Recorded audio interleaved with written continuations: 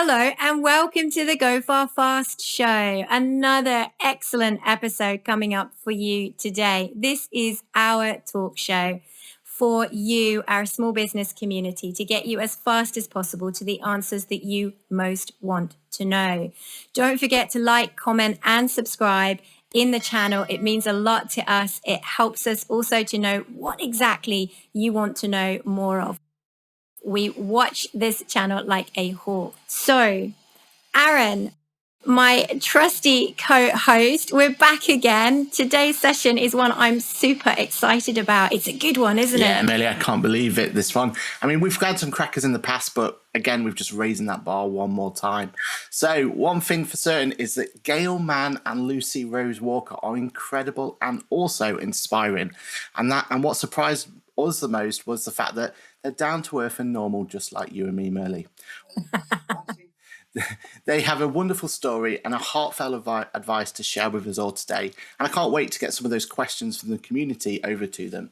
So some key elements that we should know about them. They were founders from 2011 for the world's largest fully funded startup accelerator, Entrepreneurial Spark. So let's make sure we get some questions around that. And which they've successfully exited after a time. They are credited as Amazon bestsellers and authors, and I know, Merle, you've got plenty of questions revolving around that one. And they are also with us today as startup advisors, role models, influencers, which for our community is especially interesting, especially during these times at the moment. Merle, even, how does this all work? Right. Well, it works very simply. We're going to just ask all the questions that we have to Lucy Rose and Gail. So we'll take a few questions first off that we've gathered up from our main community, and then we will turn to the questions that you guys have been asking too. And this is such a powerful opportunity to get answers to. Just to give you a few more creds on top of what Aaron's already said, because it's really worth understanding why we're so excited about these two very special ladies. In the 6 years that they ran Entrepreneurial Spark very successfully, they worked with and empowered, I'm going to check my stats, I really want to get the numbers right, 4,000 founders. That's 4,000 people going out there, setting up businesses, being brave. During that period, those founders achieved a combined turnover, this is phenomenal, of over £651 million. Take that for a contribution to the UK economy. They raised £255 million in investment. So these founders knew how to pitch, thanks to Gail and Lucy Rose. They created over 8,000 jobs, and they had an incredible 87% survival rate. Aaron, I don't think these ladies need any more of an intro. We've got the questions lined up, guys. Let's dive in. So we've got a real great question to begin with. You've had the perfect entrepreneurial journey. Can you tell our viewers more about how you became Amazon best-selling business authors? Because it's such an inspiring story. Let's listen. Let's hear about it. Can't wait. I think about 2 years ago, after we exited Entrepreneurial Spark, Lucy Rose and I, we were sitting in a dark room for a little while, drinking gin and tonic, and it was almost like, what just happened? Was the extent of the conversation, and we started to talk, and we started to think, well, do you know what? There are so many things that as founders people don't talk about. There are so many experiences that we had that no one had told us were things that could and will happen to you. And we just thought we had almost like this duty of care to share. I decided that I wanted to write a book. Having never written a book before, having never written more than a blog post before, I thought, you know what, let's give this a shot. Lucy Rose said, okay, well, you're writing. If you think you can do it, go for it, and I will support wholeheartedly. But books are something we'd never really looked at before. So it went through multiple very painful iterations to become the thing that it is today. But most importantly, we really wanted to create something that someone felt like in times where they didn't have anyone to talk to, that they could pick this up and they would feel at home. They would feel like they weren't alone, and that they had, it was like a comfort blanket in times of real uncomfortability, and also something that would push you in a time where you were feeling comfortable, and that seems to have resonated. So we launched on Amazon in September, and we're really delighted to have such inspiring feedback from some.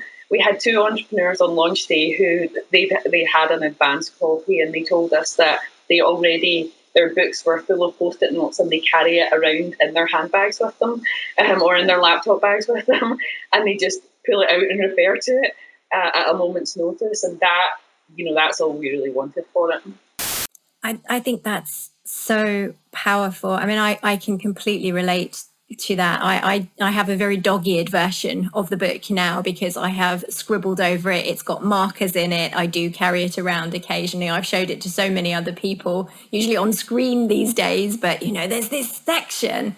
I think for me, I read it quite fast. I sat in the garden on one of our last kind of nice warm evenings this summer with a nice glass of wine, and it honestly felt, and I'm saying this very, very sincerely, it felt like I was sitting in the garden with a friend. And I think this is a book that is relevant at any particular point in time to me, but at this particular stage in our economic history, given what we're facing, that we're all slightly disconnected. We're not having the little conversations that often ground us. We're all talking about the big, immediate, emergency things that need to be faced.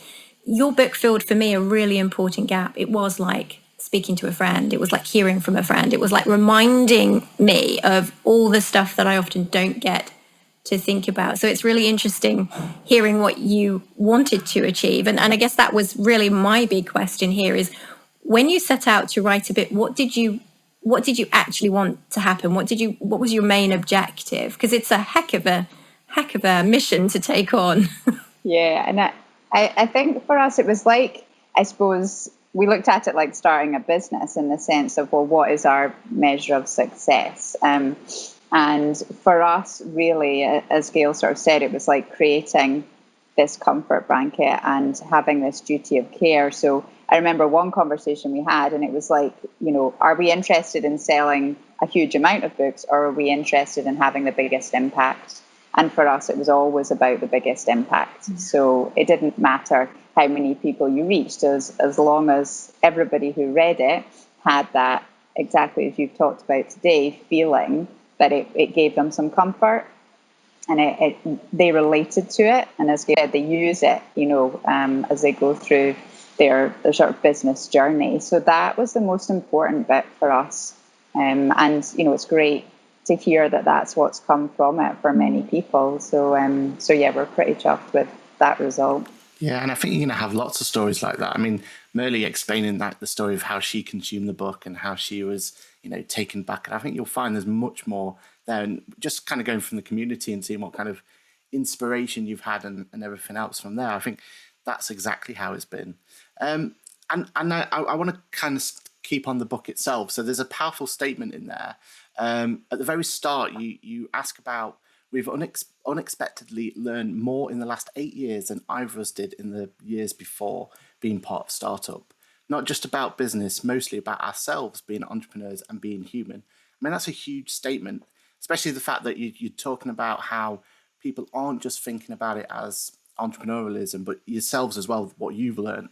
I know the whole book goes in to share those findings, but for the benefit of those viewers who have not, and I can't imagine there's many viewers out there, but what would you say are the biggest learnings you've had, and why do you think that the startup environment teaches us so much about it?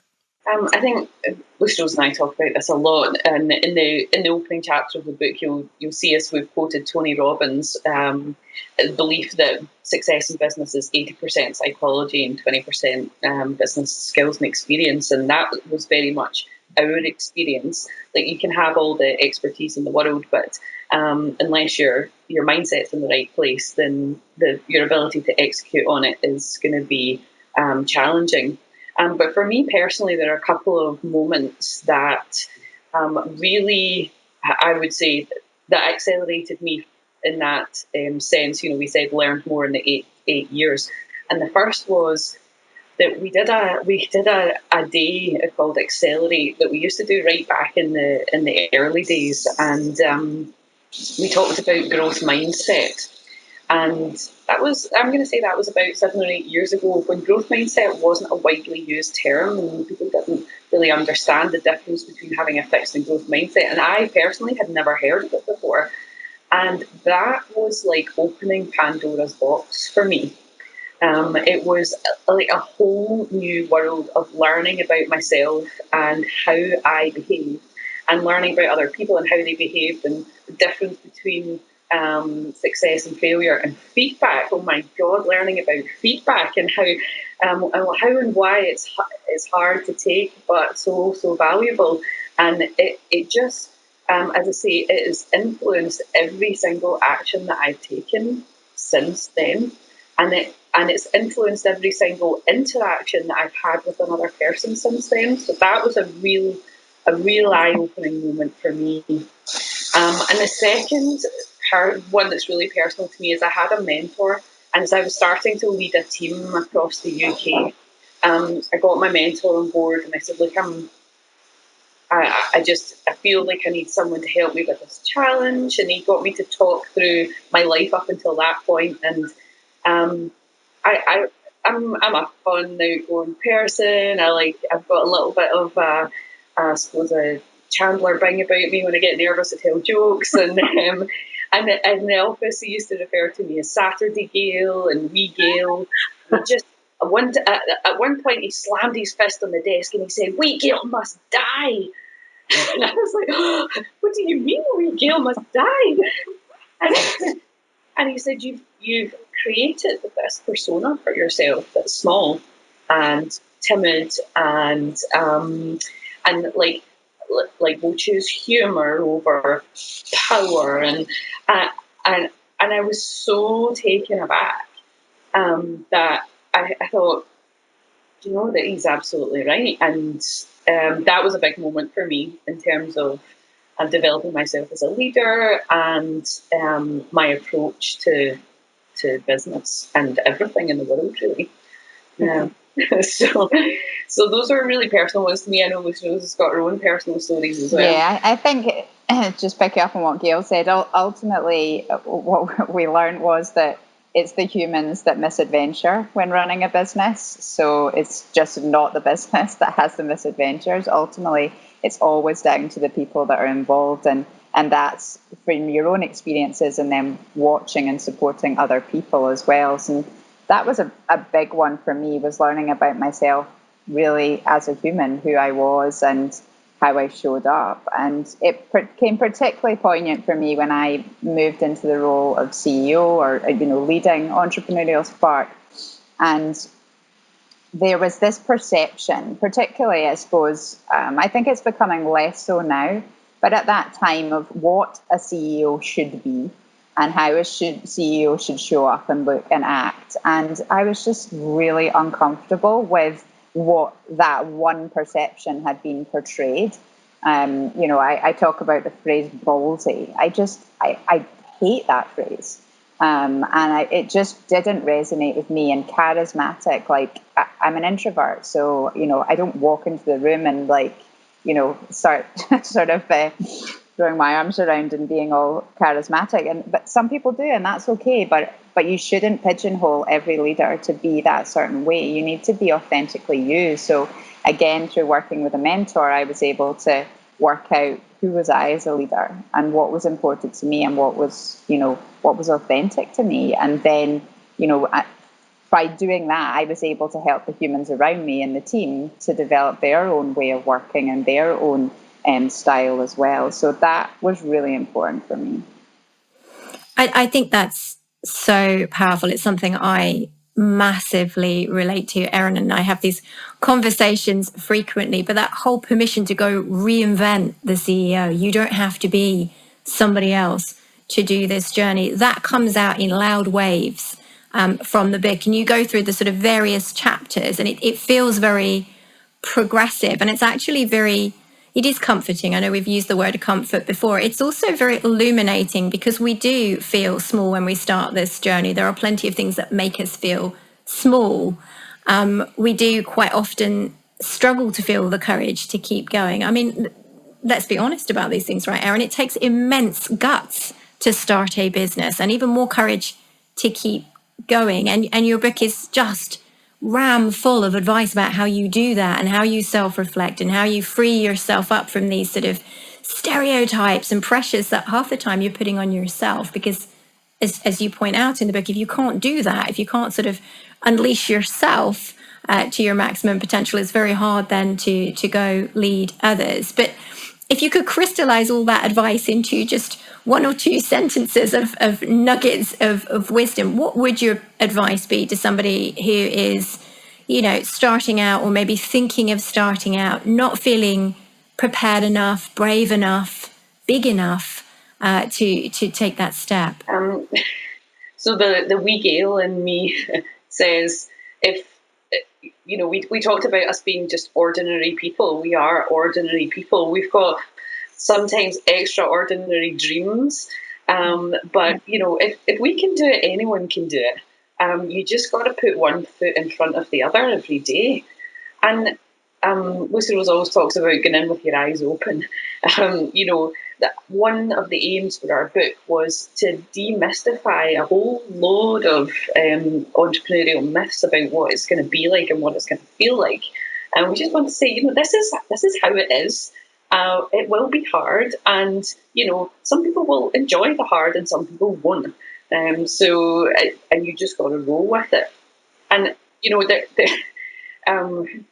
there were times frequently when Lucy Rose and I would think we were being really brave and bold, and we would hit send on a bold as brass email, and then we would literally run away from the computer into another room, like, oh my word, did we actually just do that? It doesn't, bold and brave doesn't mean that you are that way 100% of the time. Sometimes it's just those tiny moments that you need to get you over a hurdle.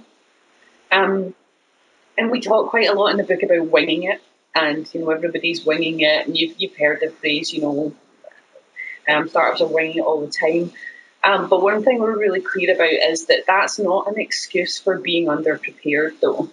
And it's so important to note that you might not know what you're doing, and you might need that ounce of bravery, but a lot of that comes for getting yourself together. Do the research, put the work in, put the hours in, and both Lucy Rose and I suffer from anxiety, and that is something that actually becomes a superpower for us in business, because there is no moment in time where we are underprepared. We are over-prepared. I mean, to the point of ridiculous sometimes, but we are over-prepared for everything, for every eventuality. That game that they play on TV where they say, what's the worst case scenario? And you envisage, Godzilla and buildings on fire and all those. So we've been every one of those eventualities. And that helps you to, and if you do that, if you envisage that worst case scenario, then inevitably the thing that's sitting right there in front of you doesn't feel as scary anymore, and you can just do it. You can take that next step. Amazing. And what I love most about that answer is the rawness and the amount of honesty there, and the fact that you're actually relatable as well, because some of the things you've just brought out there are things that I'm sure we've all done in business before, but we probably wouldn't want to not admit it, but at least want to air it and say it out loud. The idea of sending an email and running away from it is just something that we've all done it, but I think we're all a little bit afraid to kind of say it out loud, aren't we? And I think it's lovely that that's coming out, and I think that's why the book's so successful and so kind of there's little nuggets of truth and there's little nuggets of reliability or relatability in there as well. And just staying on the topic of the book again, I really enjoy the chapter on overcoming obstacles, especially when you talk about us needing to break out of our autopilot. And I think that's a really key element there, and push past our limitations by perhaps reimagining our business in different scenarios, much like you said there about the ability to kind of look at the worst case scenario. Can you tell our viewers when and why we need to do this and how you advise we go about it so that we really get past the hurdles and we get stuck on from time to time? Yeah, I think that this is one of these ones that's really about catching yourself out in the moment when things are happening. It's starting out and growing a business moves so fast, and you get almost on this hamster wheel, and things are just happening before you can almost action them. And I think the danger is that you get caught up in that, and you get caught up in doing the doing. And we always talk about working in your business or working on your business, and you have to find the time to work on your business, because ultimately I'm not going to say it's easy, but it's easier probably to answer the 100 emails in your inbox and deal with the things that you can actually tackle right then and there than it is to stop and say, wait a minute, did that actually work what we just did? Or why did that problem just arise? Rather than just firefighting it all the time. I think that reflection time is vitally important. And not only for you to stop and ask yourself those questions, but to also get feedback from other people. So we used to have a sort of phrase in Entrepreneurial Spark where we talk about hot feedback. And that was where it just happened in the moment. And it was a culture that we created so that, for example, you might have just presented, or you might have just had a session with somebody and there was someone else in there or somebody watching and observing. And as soon as it finished, they gave you feedback right then and there. And that was really powerful, to just be able to say, right, okay, I've actually stopped immediately as soon as it's happened. And I've thought about that interaction or what just happened there. And I think if you can create a culture where people feel comfortable to feed back in your business, whatever structure you want to set that up in, then it does sort of stop us from just getting caught up in the autopilot. I think that's really important.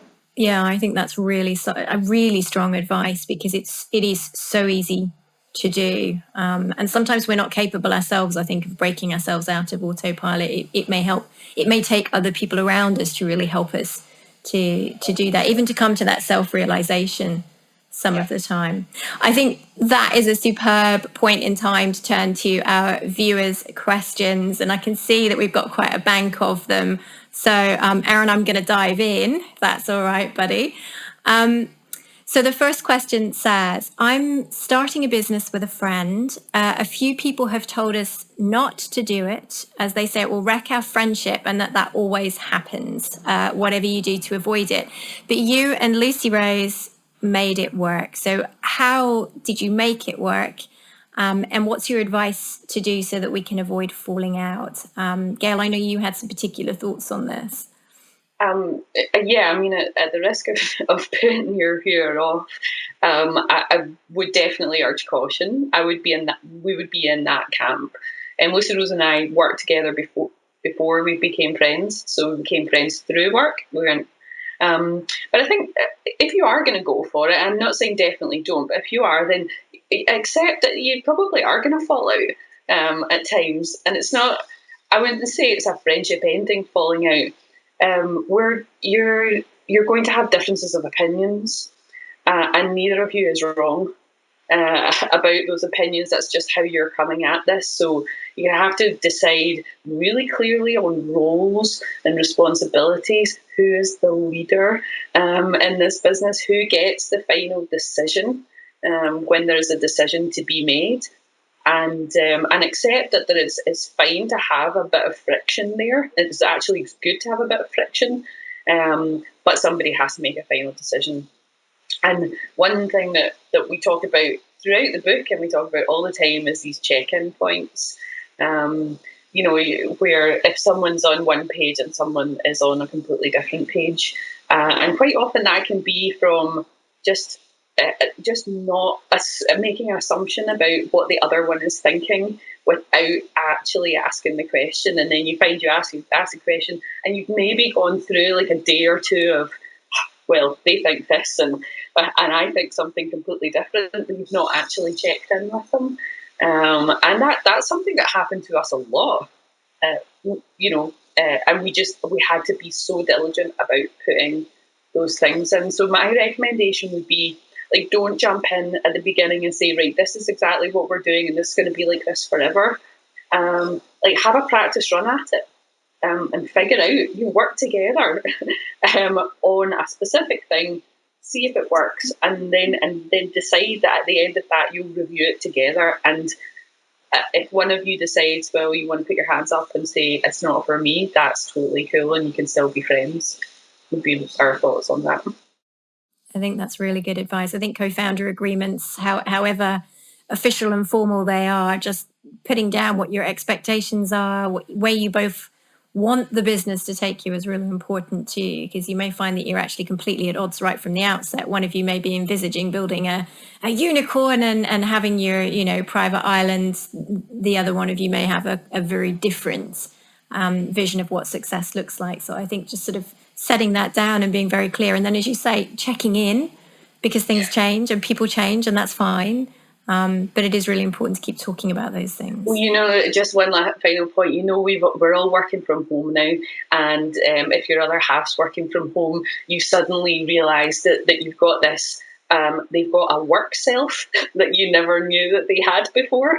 And I bet you, if you're starting a business with a friend, they've got a work self that you've never seen before. So very, very important to have a practice run at it, I think.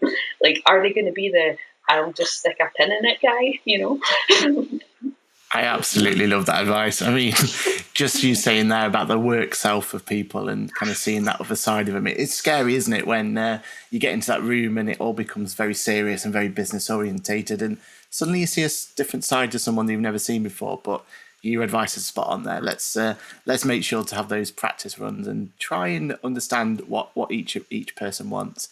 And I find that really powerful. I think that's why these questions from the community are so inspiring and so kind of on the point, is because we're asking questions that people are experiencing. And like you said, you've brought it through to the fact that we're working from home now, so we're seeing different sides of people. And yeah, it's really, really important.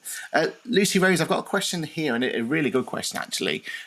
You've seen loads of business achieve success. Is there one group of things that they have in common?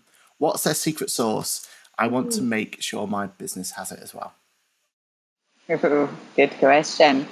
So for me, it's going to come down to the right leader with the right approach. Ultimately, we always used to say at Entrepreneurial Spark, in terms of having a very open policy in terms of who we worked with, that the one thing that we wouldn't negotiate on was that you had to be a coachable entrepreneur who was coming in.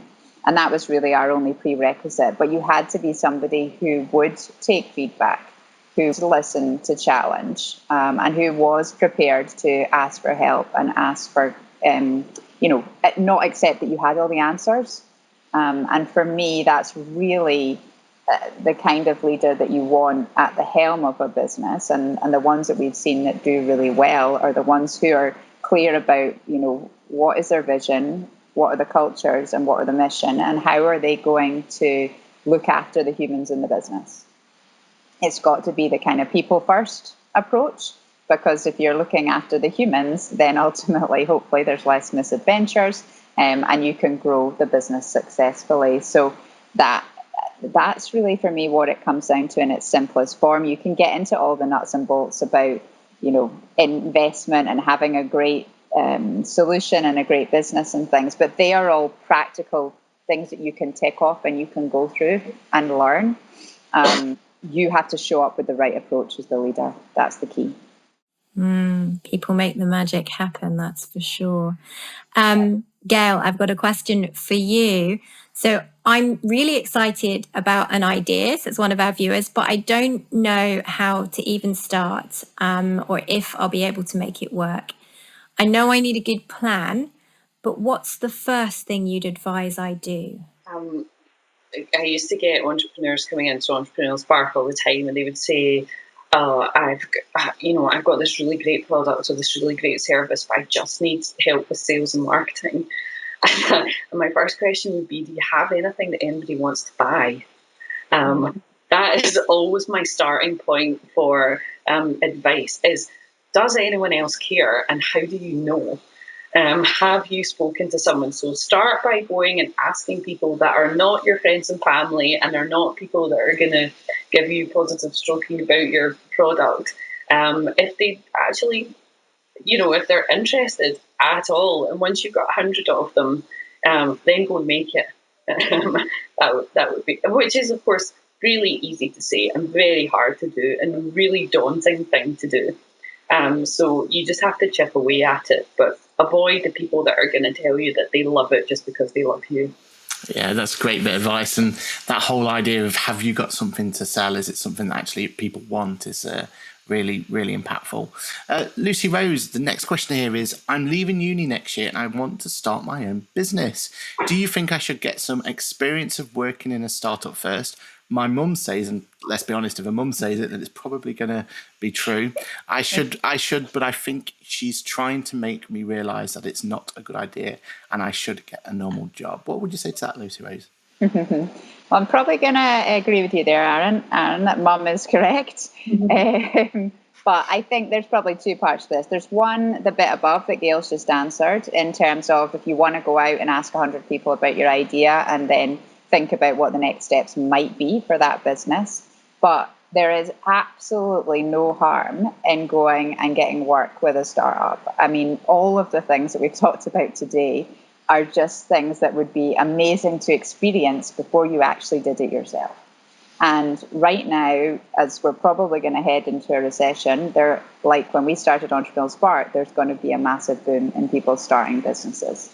That's just going to be what's going to occur. So there's great opportunity to get in early and, influence in terms of the actual where the business goes, the different roles that you can experience. When I started Entrepreneurial Spark, I was just kind of volunteering at the beginning before I became co-founder. And, I did every job. And then I worked my way through the roles right up to CEO. So, I think having that experience is just, you just can't buy that. And I know everybody talks about when you see a job advert, it would be great if you've had experience in a startup before you go and work in another startup. And all of the things we've talked about today is why. It's just such a unique environment. So get that experience. It's not a normal job, I can assure you. No, and it's really it is really important, I think, when people think about jobs and where they want to go next, that you don't look at startup life in the same vein. It is very, very different, as many of us know already. That's not to say it's not great and it's not exciting, but it really is very, very different. Okay, so I've got a great question here. Gail, I'm going to direct it at you first off. Lucy Rose, chip in as well if you have anything extra to add. But our viewer says, I'm in my 40s. I just got made redundant. I'm really sorry to hear that. And I live in a town where my chances of getting another job anytime soon are pretty much zero. I think I could freelance for a bit as I work for people elsewhere, like in Bristol or Exeter, or maybe even further away. But I have no idea what's involved in freelancing, and doing all my own finances makes me anxious. That's something I can definitely relate to. Do you think that freelancing would be a good thing for me? And if so, what's your advice on how to get started? Wow, that's a big question. Yeah, I mean, it's not an uncommon one at all. And, if we looked at the entrepreneurs that we've worked with or come into our accelerator, the majority of them have had some sort of life event that has been a catalyst for starting their business, and redundancy is right up there with one of the most common ones. And because what you have with redundancy is not only are you released from your job, so you've got time, but often you've got this pot of money that you don't know what to do with, and that putting it into, and you've got a cash runway. Is it the right thing for you? Well, only you can answer that one. Freelancing is great for certain types of jobs. So if your skill lends itself really well to freelancing, then and you could just pick up work like you would have done in the role that you were doing before, then great. There will be the side of the business, that means that you have to continually business develop. So you're working, just doing the thing that you have the skill in doesn't mean that you're going to enjoy running a business.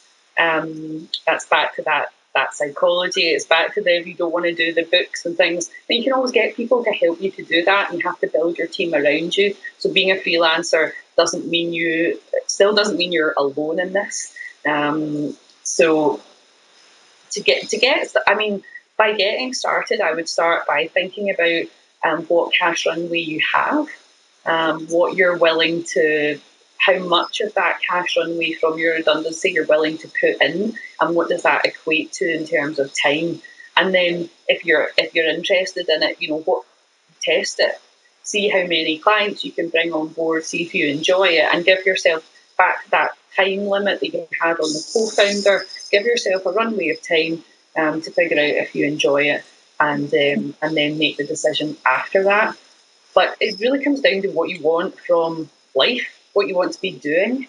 That's a big thing that Lucy Rose and I learned, was what we actually want to be doing when we get up every day. I think as well, the other part of it right now that has completely changed over the last year has been the availability of remote work. So again, this will depend on what you do, but you've got the opportunity now to work for hundreds more companies and do it from your own home. So you're not traveling anywhere, and it's not location specific. So if freelancing, you think about that in a bit more detail, and it isn't what you want, then I would say just go on to, there's great sites like Escape the City and all the kind of other places that they advertise different jobs, and just look for the remote home-based ones, because there's tons of them out there. Yeah, that's great bit of advice there, because I think you're right. I think it's, for freelancing, it is completely different, isn't it? It's something that people don't 100%, until you first start out and until you first put yourself out there and market yourself, don't really know the consequences and what that really involves, and the whole aspect of starting your own business and having that. And as the commenter said about the anxiousness of just doing your own finances, something that seems like it should be simple, but actually it's quite complex, and there's quite complexities around it. But I think you're right there, Lucy Rose, about the idea about the fact that you could go to these communities, to these websites, or the Frilio community. There's so much advice and help out there that if you are struggling on those sort of aspects of it, then please do reach out, because everyone, or there's a lot of people who've been in the same boat of you, and there's a lot of people who've had those same issues. So, the more and more you reach out to people, which you're going to need to learn for freelancing anyway, I think the more you'll gain from that. Lucy, we've got a really good question here. I read your book and I really liked it. If you, Lucy, was starting out all over again, what would you do differently? And the key point here, and I think it's something that everyone's asking at the moment, definitely keen to hear any advice that brings more work-life balance. Brilliant. Yeah, well, my gut reaction to that was, you're in the wrong place if you want a work-life balance running a startup, but that's not true. The world has changed very differently than I think when we started working with entrepreneurs 10 years ago. That was very much about presenteeism. How often am I in the office? And I have to work long hours just to make this happen and to show that I'm, making this difference. We all realize now that, for our own mental health, that just doesn't work. And you have to really be aware of looking after yourself on this journey. And that's really one of the most important things if you're running your own business. So I think for me, certainly, I wouldn't do anything differently. And that's probably because I look at balance about periods in my life. So for me, those 6 years were about giving up evenings, weekends, planes, trains, and automobiles, and just having a crazy ride. And then I got the privilege to be able to take a bit of a break after that. So for me, it's more about periods in your life rather than necessarily, I suppose, having kind of a break every day type thing. But if you're working in a startup, you need to carve out the time that does allow you to have the life out with doing the work. And that's just finding your own structure and finding your own balance around that. And sometimes it will be sacrificing some things for other things, and then it's bringing those things back in. So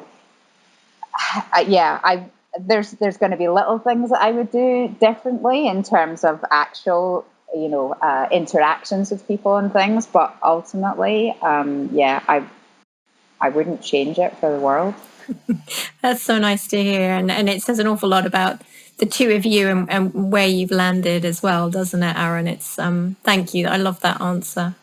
We've got one here that I think many of our viewers will relate to. Gail, if I can maybe turn the baton to you.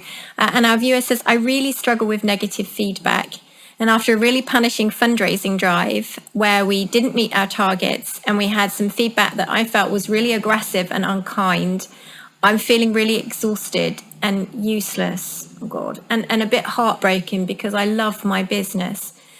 Do you have any advice for me? I relate to this so much. I don't know how many of us out there have felt exactly the same way, but I think I'm hanging off your answer, Gail, as much as our viewer probably is right now. And I love my business. Just sort of encapsulates everything that is right and wrong with this, because it's so personal, and any feedback that you get on the business, and we all know this, it's about the business and it's about the mechanics of the business, and particularly for an investor or someone you're asking for money, it's about the opportunity and it's about them and where they are, and we can talk about the current situation and how investors it's so now personal to investors and funds and where they are. But we can't help but in the moment feel like it is hitting us square between the eyes, that it's so personal, it's about us. So I hear you. I understand that you will feel exhausted. My advice would be recognise that, you have to be so in love with this business because you have to be the one that gets up every day and makes it happen. But also, maybe that is clouding you seeing some things that actually are true about it. So take a little bit of time to recharge, and then when you've got the energy, look at it with a different eye. Bring somebody else in to help you that you would feel comfortable with looking at it, and confirm or figure out if that feedback is correct or not. Or if it's something that you want to take on board, because let's not forget, you don't have to take on board everyone's feedback. You can choose to take what you want, and if all else fails, strip it right back to the beginning. What is that pain point that you're trying to solve in the business, and are you actually doing that job? And are you doing it in a way that you can make a business out of it? Because that's really important. In the book, we talk about passion will get you so far, but after that, it has to be about the structure, the business structure.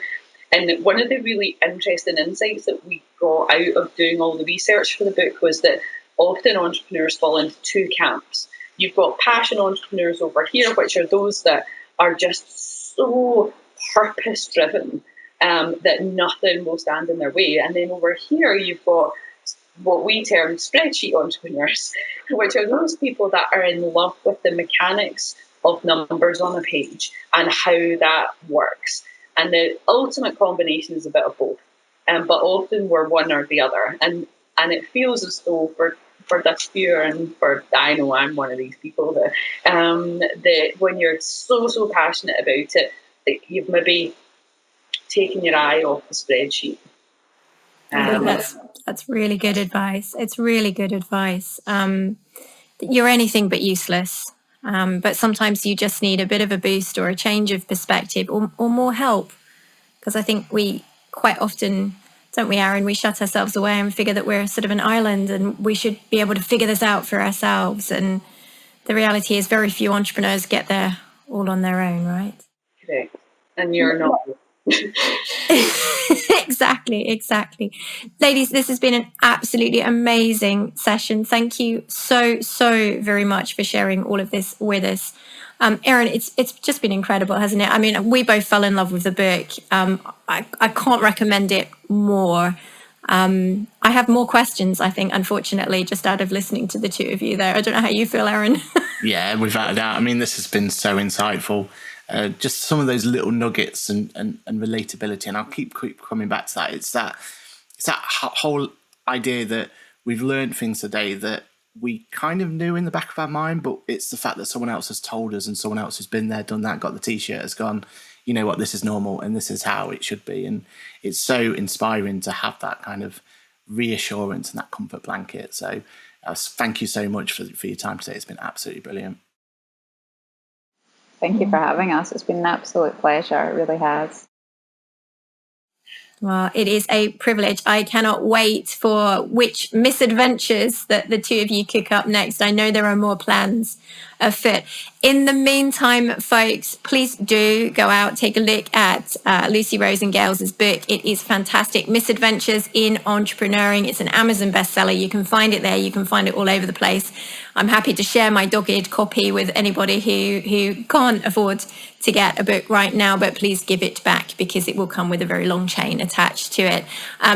They also have a fabulous podcast series as well, which I'm pretty sure you can go and listen. And again, it explores a lot of the chapters of the book and brings it further to life, as we've attempted to do in today's session too.